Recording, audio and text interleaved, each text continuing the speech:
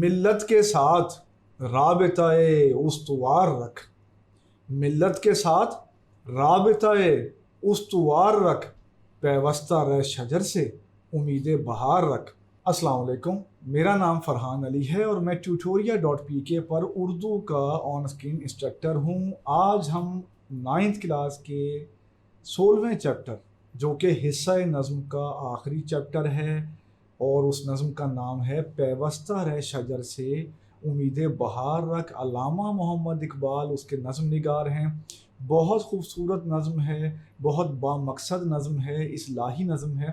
تو اس نظم کا ہم اوور ویو پیش کریں گے اس لیکچر میں۔ سب سے پہلے ہم دیکھتے ہیں اس نظم کے عنوان کو۔ اس کا عنوان سے ہی ظاہر ہے پیوستہ رہ شجر سے امید بہار رکھ۔ تو ہمیں یہ سمجھ آ جاتی ہے کہ علامہ محمد اقبال اس نظم کے ذریعے ہمیں اجتماعی زندگی کی برکات اور ثمرات جو ہیں ان کے بارے میں بتانا چاہتے ہیں۔ دیکھیے، اسلام بھی ہمیں یہ تعلیم دیتا ہے کہ اللہ کی رسی کو مضبوطی سے تھامے رکھو اور تفریقے میں مت پڑو۔ اسلام نے بھی ہمیں تعلیم دی ہے۔ تو یاد رکھیں کہ علامہ کی جو شاعری ہے وہ قرآن و سنت کی آئینہ دار ہے، خاص طور پہ جو ان کی بعد کے زمانے کی شاعری ہے۔ جو ابتدائی شاعری ہے اس کو تو آپ اس میں شامل نہیں کر سکتے، لیکن جب ان کے دل میں یہ احساس جو ہے، وہ توانائی جو ہے اس کو مل گئی کہ امت مسلمہ کے لیے کچھ نہ کچھ کرنا چاہیے، اور انہوں نے اپنی شاعری کو اصلاحی مقصد کے لیے استعمال کرنا شروع کر دیا، اور وہ باقاعدہ ایک تحریکی ذہن کے حامل ہو گئے، اور پاکستانیت جو ہے وہ اپنی ابتدائی شکل میں، یعنی مسلمانوں کے لیے علیحدہ قوم کا تصور اور یہ ساری باتیں، اور مسلمانوں کا تشخص بحال کرنے کی کوشش، اور مسلم امہ کی زبوں حالی پہ افسردگی کا اظہار، دنیا بھر کے جو ہیں مسلمانوں کے مسائل پہ نظر، تاریخ کا مطالعہ۔ تو اس نے اقبال کے اندر ایک انقلابی روح پیدا کر دی تھی، اور انہوں نے مسلمانوں کو پھر یہ درس دینا شروع کر دیا کہ اگر وہ ترقی چاہتے ہیں، فلاح چاہتے ہیں، تو ان کو مل جل کے کوئی کوشش کرنی ہوگی۔ یہاں ہم آپ کو ایک نقطہ اور بتاتے چلیں کہ جس قدر علامہ اقبال نے فرد کی تربیت پہ زور دیا ہے، جیسے انہوں نے ایک باقاعدہ کتاب لکھی ہے فارسی میں اسرار خودی کے نام سے۔ اسرار خودی میں ٹوٹل جو ہے اس بات پہ زور دیا گیا ہے کہ بطور فرد آپ اپنی پرسنالٹی کو کیسے گروم کر سکتے ہیں، اپنے اندر ایمانی جوہر کو کیسے بیدار کر سکتے ہیں، اور وہ جو باتیں جو کہ ایک مرد مومن میں ہونی چاہیے وہ کیسے آپ کے اندر آ سکتی ہیں، یہ سب اقبال نے بتایا ہے اسرار خودی میں۔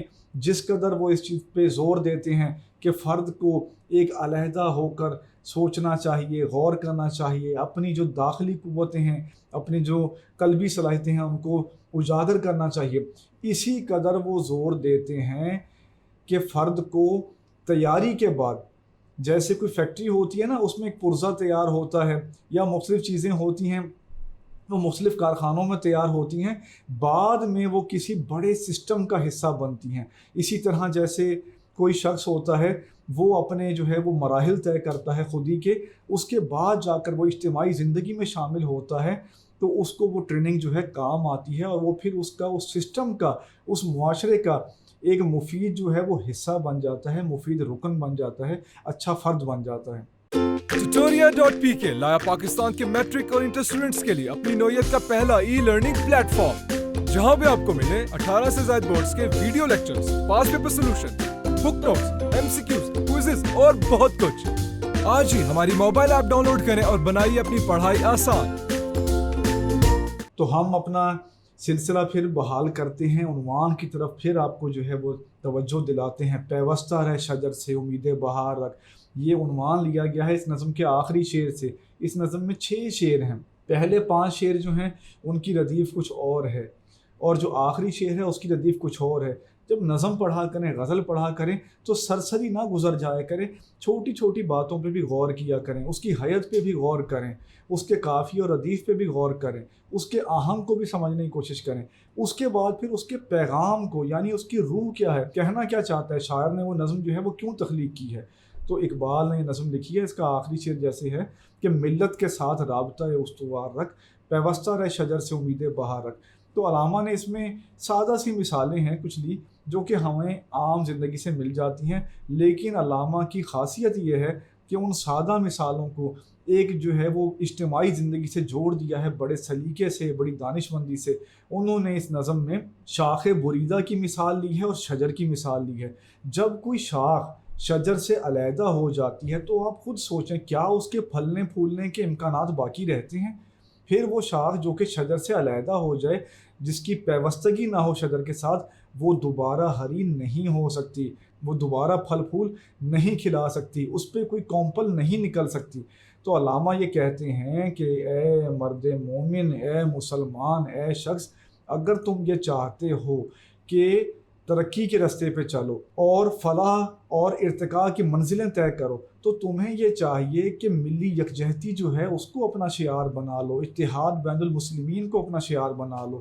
یہ وہی بات ہے جیسے ہم نے کہا اسرار خودی اور رموز بے خودی دونوں کو ملا کے اقبال کا فلسفہ جو ہے مکمل ہوتا ہے۔ عام طور پہ خودی ہی کا چرچا ہوتا ہے طالب علموں میں، بے خودی کے نام سے واقف نہیں ہوتے۔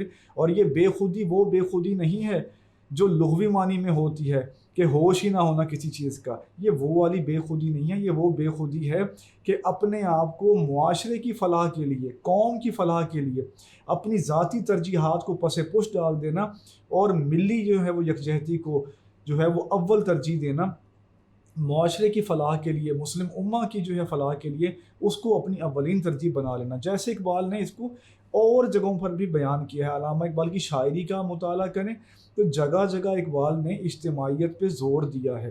مثلاً وہ ایک جگہ کہتے ہیں کہ فرد قائم ربط ملت سے ہے تنہا کچھ نہیں، فرد قائم ربط ملت سے ہے تنہا کچھ نہیں، موج ہے دریا میں اور بیرون دریا کچھ نہیں۔ جیسے موج دریا سے باہر آ جائے تو اس کی جو جولانی ہے، اس کی جو حرکت ہے، روانی ہے، وہ ختم ہو کے رہ جاتی ہے، وہ ساکت ہو جائے گی، وہ اپنے آپ کو فنا کر دے گی۔ تو فرد جب معاشرے سے کٹ کے جیے گا اور یہ سوچے گا کہ اگر میں کٹ کے جیوں گا تو میں کوئی اپنے لیے کوئی اچھی بات کر لوں گا یا کسی اعلیٰ منزل پہ پہنچ جاؤں گا، تو یہ اس کی خام خیالی ہے۔ تو علامہ نے شجر کی مثال کے ذریعے، ٹوٹی ہوئی ٹہنی کی مثال کے ذریعے، خزاں اور بہار کی علامتوں کے ذریعے ان سب چیزوں کو جوڑ دیا ہے بر صغیر میں رہنے والے مسلمانوں سے خاص طور پہ اور عمومی طور پر پوری دنیا کے مسلمانوں سے۔ اس نظم کی خاصیت یہ ہے کہ جس وقت یہ لکھی گئی تھی اس وقت بھی ریلیونٹ تھی اور آج بھی یہ ریلیونٹ ہے۔ بڑی شاعری کی یہ خاصیت ہوتی ہے کہ وہ کوئی نہ کوئی معنی جو ہے وہ دیتی رہتی ہے، معنی آفرینی کرتی ہے۔ تو علامہ نے اس نظم میں مسلم قوم کو، اس کے افراد کو ملی یکجہتی کا درس دیا ہے۔ ایک شعر ہم آپ کو اور سناتے چلیں کہ ایک ہوں مسلم حرم کی پاسبانی کے لیے، ایک ہوں مسلم حرم کی پاسبانی کے لیے، نیل کے ساحل سے لے کر تا بخاک کاشغر۔ تو اقبال یہ چاہتے تھے کہ مسلم بلاک بن جائے، مسلمان متحد ہو جائیں تاکہ وہ عظمت رفتہ جو ہے وہ دوبارہ واپس آ سکے اور مسلمان اسی شان و شوکت کے ساتھ زندگی گزار سکیں، اللہ کا نظام اس دنیا میں قائم کر سکیں۔ تو ہم نے آپ کے سامنے اس نظم کا اوور ویو پیش کیا، اس نظم کا جو تھیم ہے یعنی بنیادی بات اس کی جو ہے وہ پیش کی۔ یاد رکھیں کہ نظم میں ظاہری طور پر ایک معنی مراد ہوتا ہے، ظاہری معنی ہوتا ہے، اور ایک جو ہے وہ معنی اس کے اندر چھپا ہوتا ہے جسے کہتے ہیں معنی، مرادی معنی کہتے ہیں، مفہوم کہتے ہیں۔ تو دونوں چیزوں کو آپ نے لے کے چلنا ہے۔ اقبال کی اس نظم کو آپ اپنی زندگی کا شعار بنا لیں اور آپ بھی مل جل کے رہیں، اس نظم سے ہمیں یہ سبق ملتا ہے۔ میرا نام فرحان علی ہے اور میں tutoria.pk پر اردو کا آن اسکرین انسٹرکٹر ہوں۔